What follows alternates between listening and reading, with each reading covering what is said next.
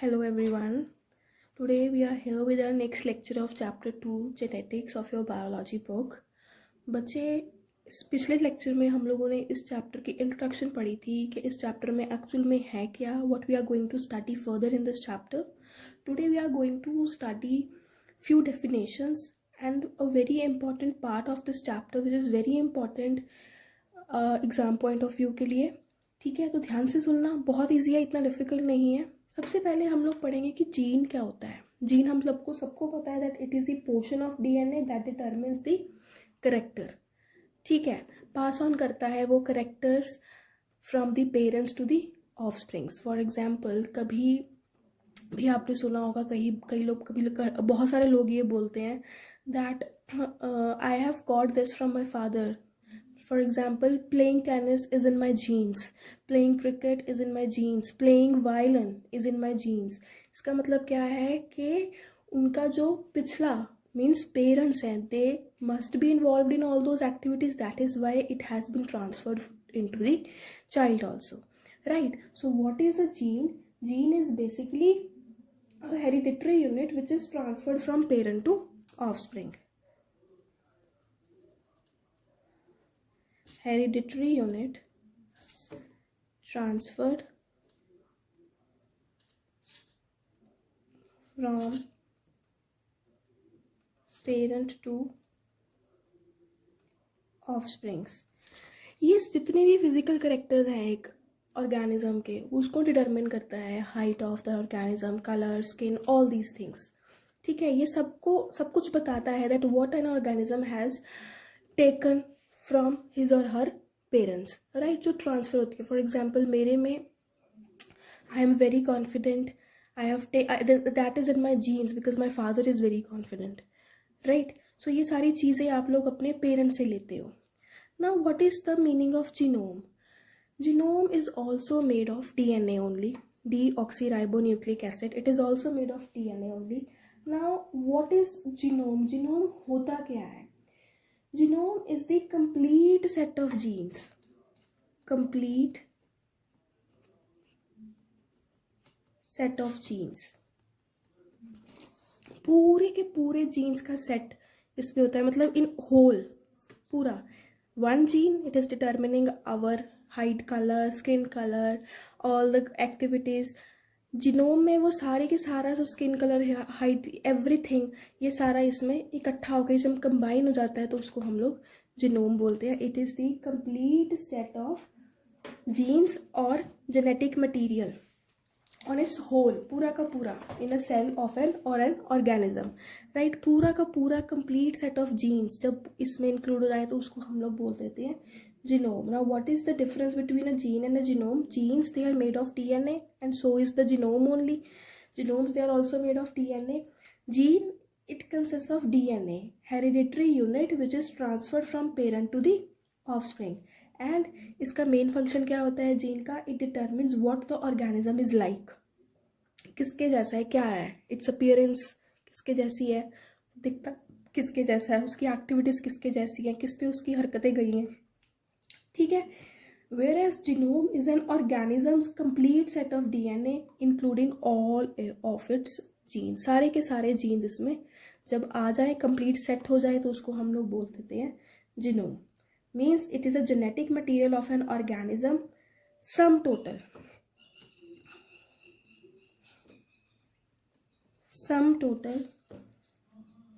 of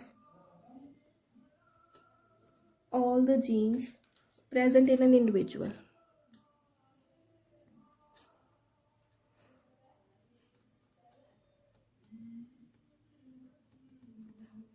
So genes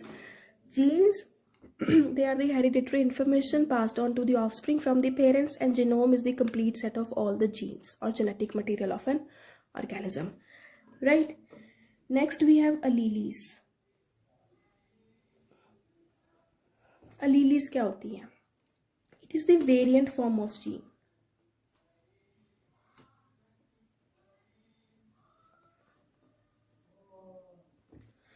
ध्यान से सुनना, आप लोगों को पता है कि हमारी जो जीन्स होती हैं they are responsible for everything. They are responsible for our hair colour, our skin colour, our height, everything they are responsible. Our appearance, सब कुछ उन पे डिपेंड करता है.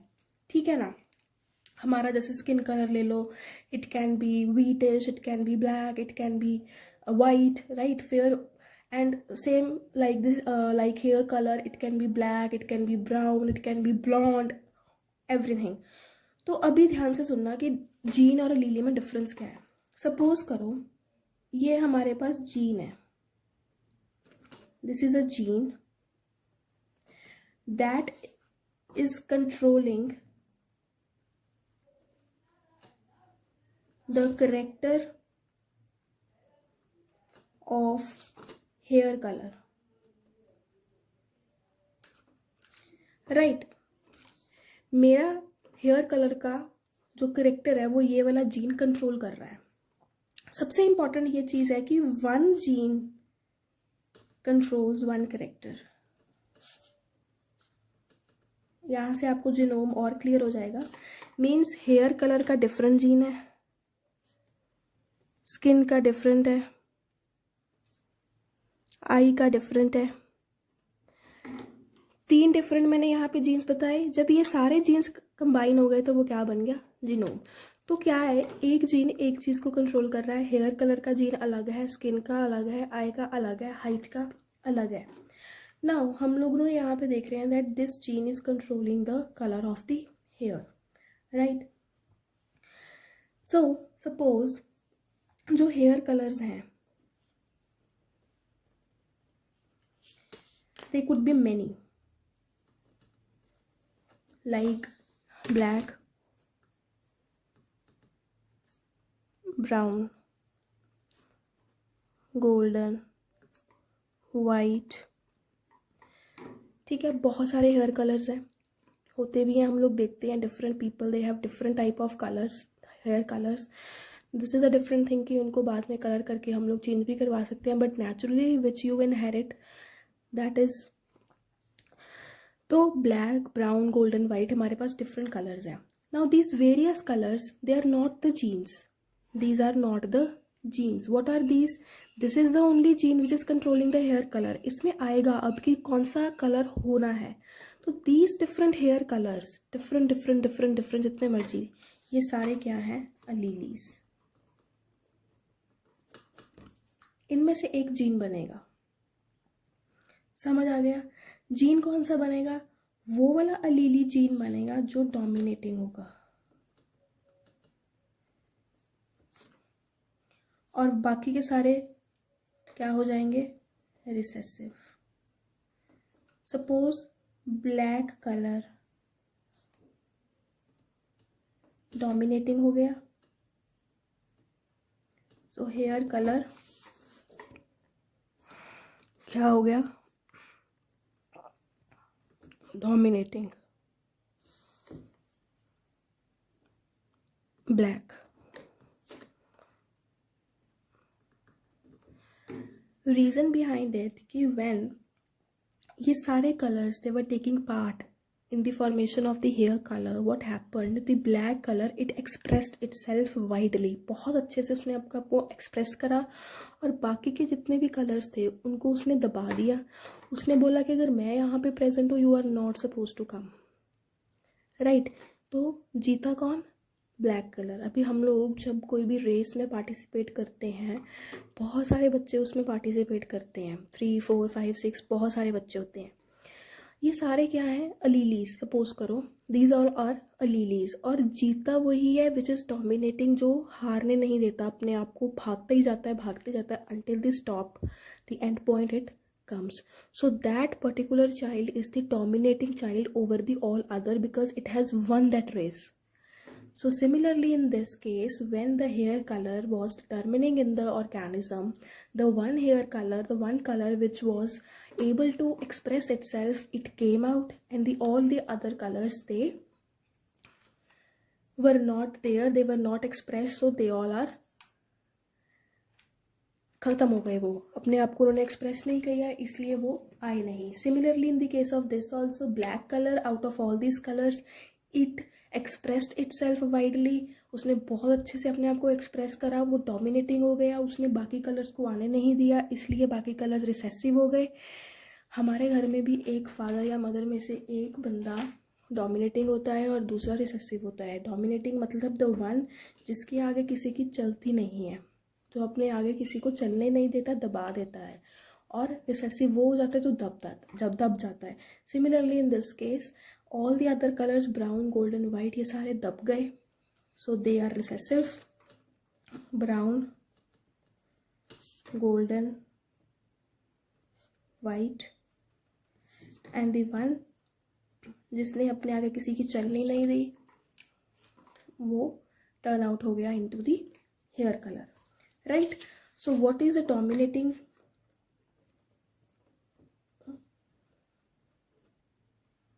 The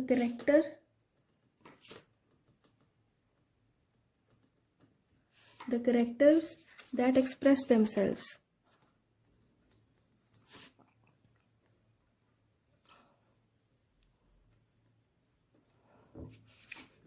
And they don't allow any another character to express. Similarly, recessive, the ones that don't express and they suppress themselves. अपने आप को छुपा लेते हैं, दब जाते हैं।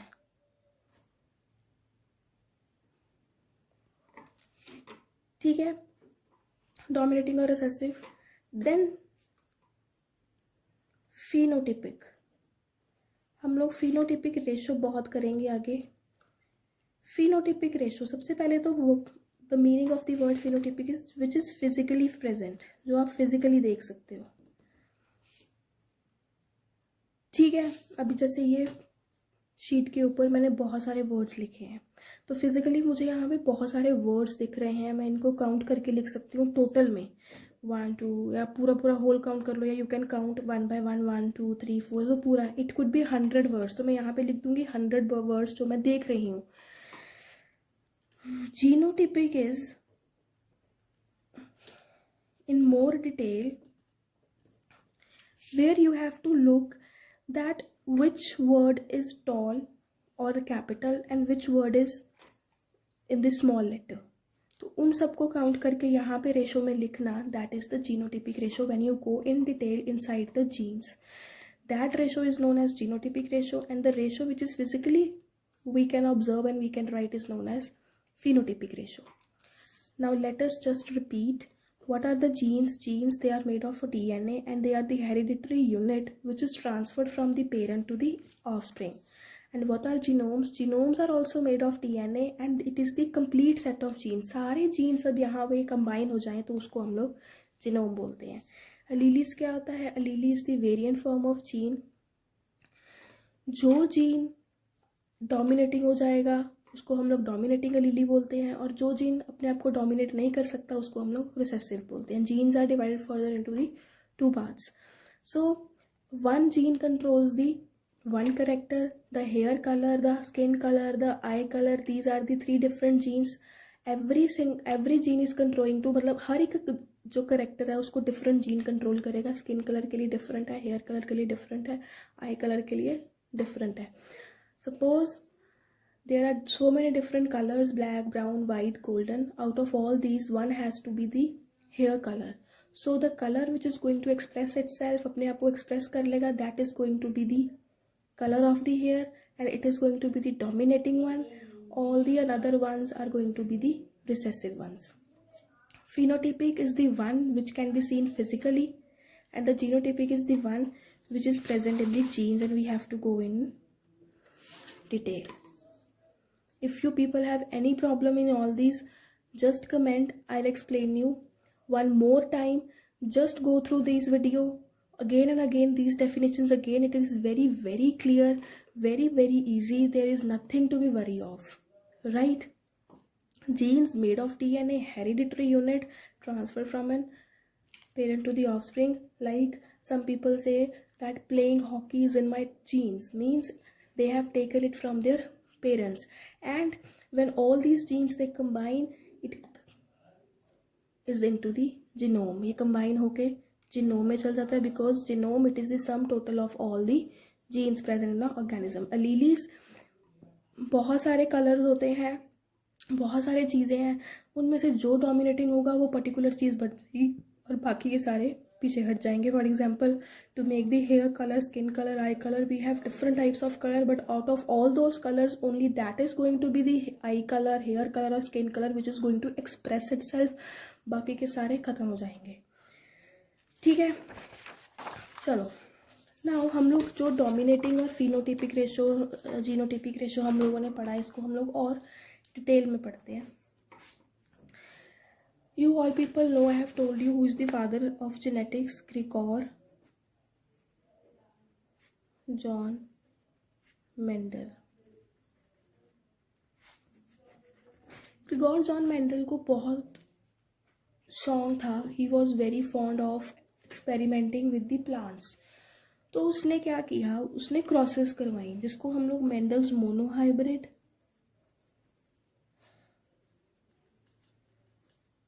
क्रॉस और मेंडल्स डाईहाइब्रिड क्रॉस बोलते हैं। बच्चे, मोनोहाइब्रिड का मतलब होता है जिसमें वन करेक्टर इन्वॉल्व हो, एंड डाई का मतलब होता है टू करेक्टर्स। सबसे पहले उसने मोनोहाइब्रिड क्रॉस में क्या करवाया, ध्यान से सुनना।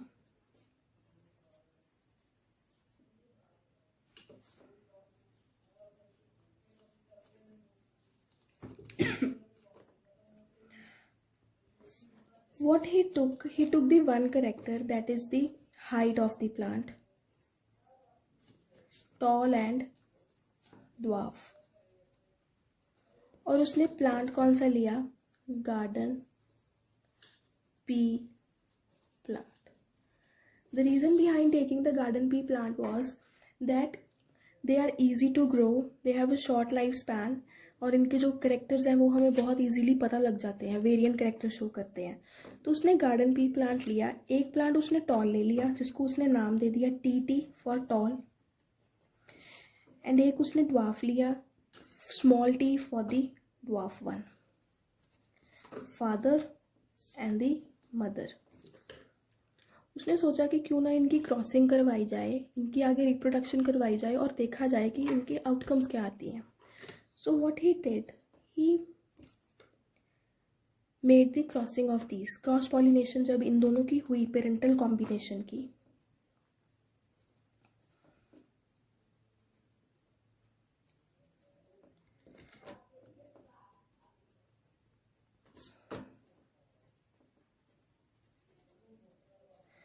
तो जो रिजल्ट आया हमारे पास, वो रिजल्ट हमारे पास आया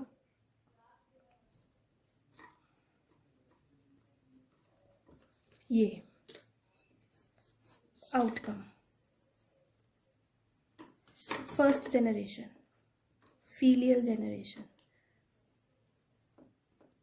तो यहाँ पे आप लोग क्या देख रहे हो कि जो चीज़ पहले लिखी हुई है सबसे फर्स्ट में, वो कौन सी है, बड़ा लेटर टी है। सेकंड में कौन सा है, स्मॉल लेटर टी है। तो इसका मतलब क्या हुआ कि जो बिग टी है उसने अपने आप को क्या किया, एक्सप्रेस किया। तो बिग टी क्या था, टॉल, और स्मॉल टी हमारे पास ड्वार्फ प्लांट था। मतलब जितने भी आउटकम आए, जितने भी ऑफस्प्रिंग्स इसमें आए, वो सारे के सारे हमारे पास टॉल प्लांट्स आए थे।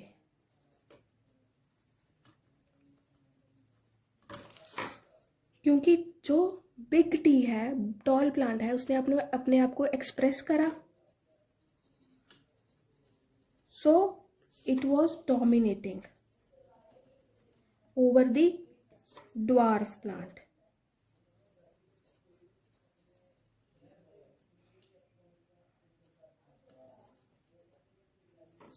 Recessive. He was very amazed to see this outcome. तो उसने देखा कि मतलब इसका मतलब जो रिसेसिव ट्रेड्स हैं वो अपने आप को एक्सप्रेस ही नहीं कर पाती कभी भी। तो उसने क्या किया, उसने कहा, सोचा कि चलो अभी जो हमारे पास ऑफस्प्रिंग्स आए हैं, जो आउटकम आई हैं, उनकी क्रॉसिंग करवा के देखते हैं, सेकेंड जनरेशन करवाते हैं, बच्चों को करवाते हैं हम। उसने क्या किया, इनकी सेल्फ पॉलिनेशन करवाई, इनकी क्रॉसिंग करवाई उसने। इनकी क्रॉसिंग जब उसने करवाई तो उसने क्या ऑब्जर्व किया,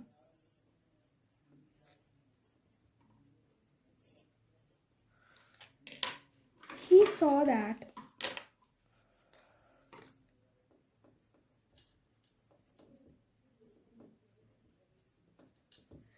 this is the outcome। इसमें उसने क्या ऑब्जर्व किया कि जब मैं ऑफस्प्रिंग्स की पॉलिनेशन करवाता हूँ, इनकी आपस में मेटिंग करवाता हूँ, तो मैं क्या देख रहा हूँ, दैट मेरे पास this is the outcome. Means क्या आउटकम आ रही है मेरे पास, कितने प्लांट्स मेरे पास टॉल आ रहे हैं, 1 2 3, क्योंकि टी है जो वो क्या कर रहा है, अपने आप को एक्सप्रेस कर रहा है। बच्चे अगर आगे स्मॉल टी और पीछे बिग टी लिखा हुआ है, इसका मतलब ही यही होता है कि यहाँ पे टॉल वाले ने ही अपने आप को डोमिनेटिंग करा है, क्योंकि इसका फिर कोई लेना देना नहीं होगा। हाँ, यहाँ पे हमारे पास कोई टॉल टी नहीं है, इसलिए ये ड्वार्फ ही माने जाएंगे। तो टॉल हमारे पास कितने आए, 1 2 3, और ड्वार्फ हमारे पास कितने आए, 1। तो ये 3 and 1, this is the phenotypic ratio जो हमें फिजिकली दिख रही है। 3 tall 1 dwarf. Now go further genotypic में।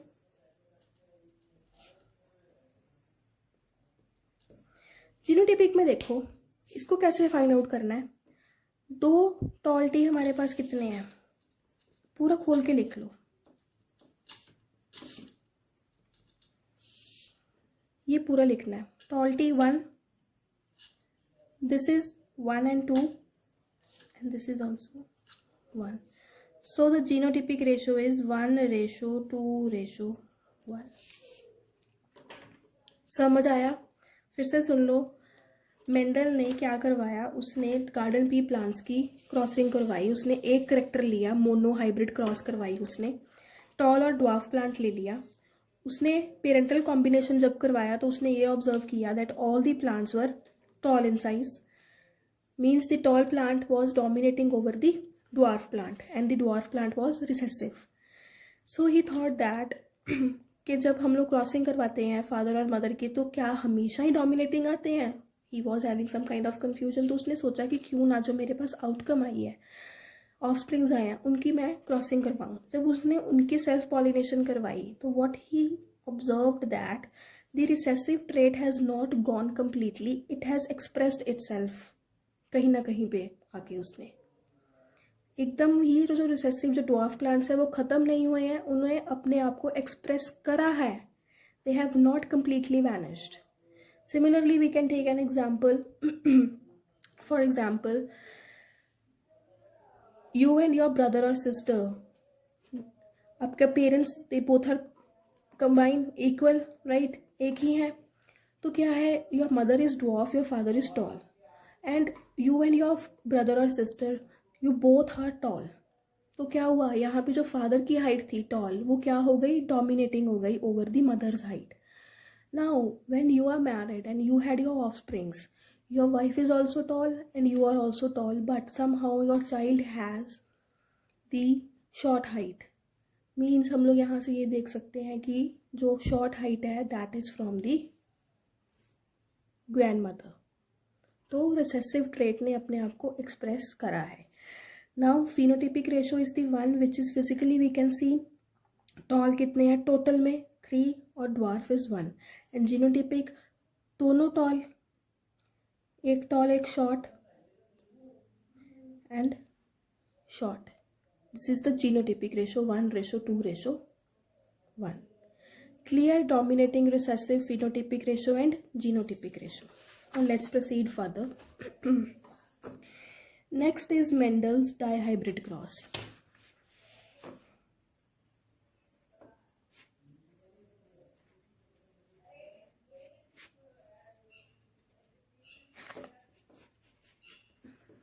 Dihybrid cross में he has taken 2 characters. He has taken 2 characters क्योंकि डाई है।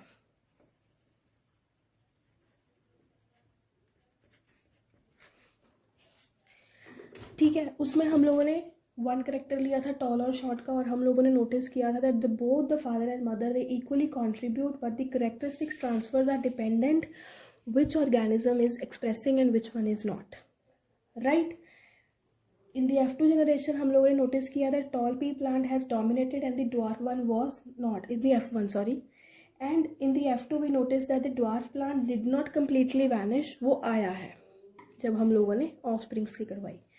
Now मेंडल का नेक्स्ट क्या था, दो करेक्टर उसने कौन कौन से लिए, उसने लिया शेप एंड कलर. सीड्स लिए उसने shape and colour, round shape and yellow colour, wrinkled shaped and green color. Round and yellow, R for round, Y for yellow. R for small r wrinkle and small y for green. अभी आपको यहाँ से पता लग जाएगा कि कौन सा डोमिनेटिंग है कौन सा रिसेसिव है, this one. But still we are going to solve this now. जब उसने F1 जनरेशन करवाई, the first generation filial generation, parental cross करवाया जब उसने, round yellow and wrinkle green. So what was the outcome? It was this. Means all the seeds are round and yellow.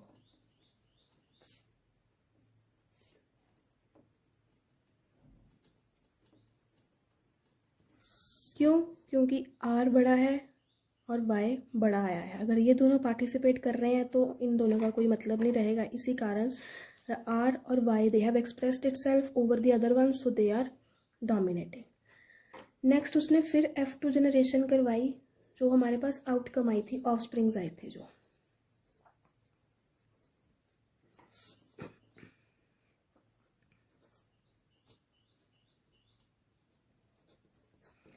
This is very important, बहुत ही ज़्यादा important generation है ये हम लोगों ने जो फाइंड आउट करना है, this is we are going to find out by the punnett square. This is very important in your exam point of view. इसको मैं जैसे बनाऊंगी वैसे ही बनाना, फिर ये याद करना इजी है.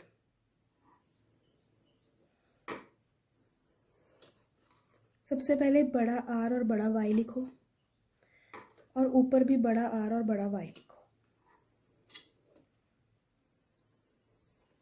Then write down capital R and small y. Same here, capital R and small y. Then go with small r and capital Y. Same in this case, small r and capital Y. Small r and small y. Small r and small y. Now same we have to just multiply these. How we are going to multiply? Watch carefully. R Y Y means all are capital ones.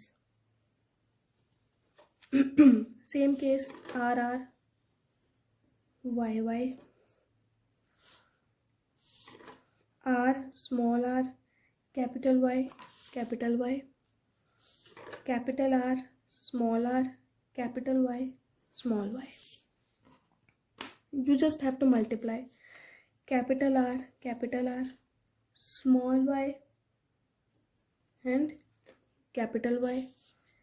Similarly, capital R small y small y.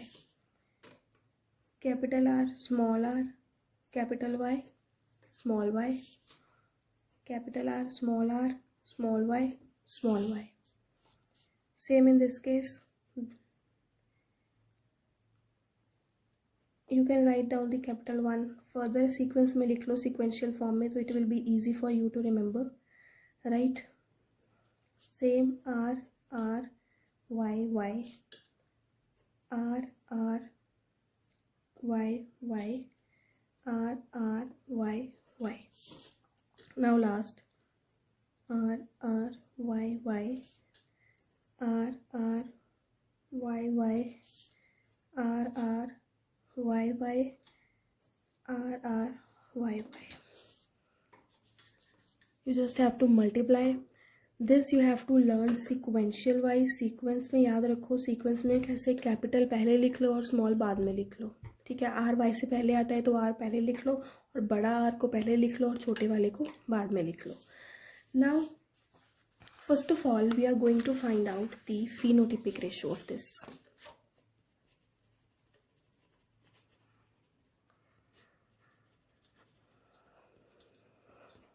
इसको find out करने का method है। कैसे find out करनी है? सबसे पहले हम लोग फाइंड आउट करेंगे that how many are the dominating traits, both yellow and round.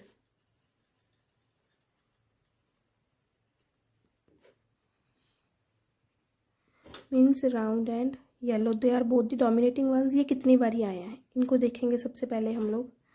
अभी ध्यान देखो, यहाँ पे दो। I'll make the different blocks. हमारे पास जो dominating ones आए हैं that are both round and yellow. Round and yellow 1, round and yellow 2, round and yellow 3, round and yellow 4, round and yellow 5, 6, right, 7, 8, 9. In all these, the round and yellow seeds are dominating. So इसको मैंने square के साथ denote कर दिया। और ये हमारे पास कितने हैं? 1 2 3 4 5 6 7 8 9। ऑल राउंड एंड येलो जो डोमिनेटिंग है, they are the 9। Now next round and green we are going to find out. Means it should be big letter R and small letter Y. Let's find out. Big letter R and small letter Y. इसको मैं denote कर दूंगी एक triangle से, ठीक है। सो सबसे पहले बिग लेटर R और स्मॉल लेटर Y। 1, इसमें कोई भी नहीं है क्योंकि जो है उनको हम लोग कंसिडर नहीं करेंगे। We have already consider them from the dominating and both the dominating one, so we will be doing with the leftovers. Round and green, this is also round and green. Now from this is the round and green one. 1 2 3 round and green कितने हैं हमारे पास? 3. Then we are going to find out wrinkle and yellow. Means it should be small r and capital Y. Small r and capital Y. Small r and capital Y. We are going to denote it like the cloud shape. ठीक है। Now small r and capital Y. 1 आगे दिखा, 2 3. This is also how much? 3. Now the fourth one, recessive trait, wrinkle and green. Both recessive. Means wrinkle and green. Like this we are going to, this is the one only, this one.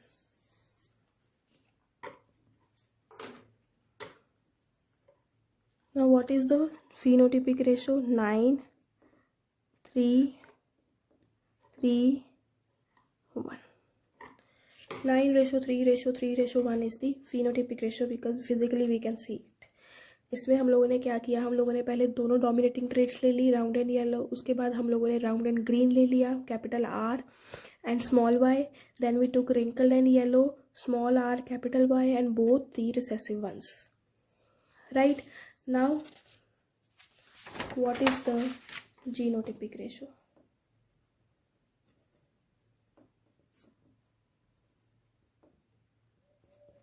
Genotypic ratio में आप लोगों ने वही लिखना है इनको करके कि कितने टॉल टोटल है। Then how many this one, So when we are going to find out the genotypic ratio, it is very complex. So generally we don't calculate it. We just write it is very complex. Right. So this is Mendel's monohybrid and Mendel's dihybrid crosses we have done. In the dihybrid cross, it took only one character. That was the height of the plant, tall and dwarf. When he had the parental cross, he saw that only the dominating ones, the characters that were able to express themselves, they came out in the generation in the outcome. Means the tall ones, they were able to express, so they came out in the outcome in the offsprings.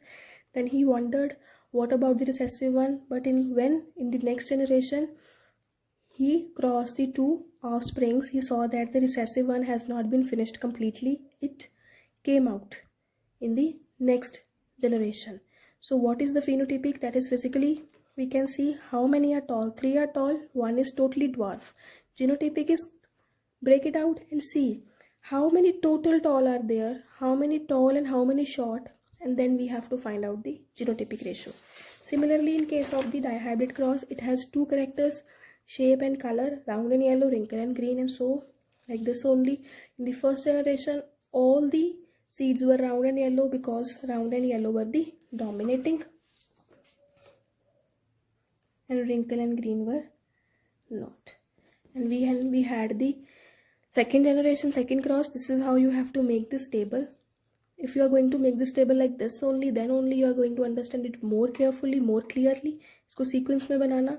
Phenotypic ratio में सबसे पहले हम लोगों ने देखना है कि दोनों डोमिनेटिंग निकालने हैं, ठीक है. फिर एक डोमिनेटिंग, एक recessive राउंडी green, wrinkle yellow, and then we have to find out both the recessive traits. And its genotypic ratio is very complex because फिर से हमें देखना पड़ेगा कितने total round और yellow है ये सारा. So it's better we just write down the very complex. I hope you all have must understood what we did today.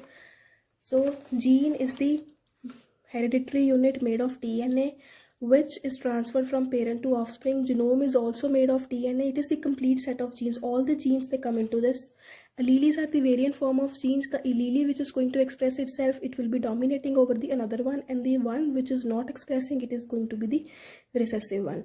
For example, I have told you, while having the color of our hair, skin, eye, all the different genes, they contribute because one gene, it is responsible for the one character, right. तो जो characters अपने आप को express कर जाएंगे वो form कर लेंगे अपने आप को, उनका कलर आ जाएगा, और जो नहीं कर पाएंगे they will be vanished. I hope you have understood this lecture. If you have any problem, you can contact me. Thank you.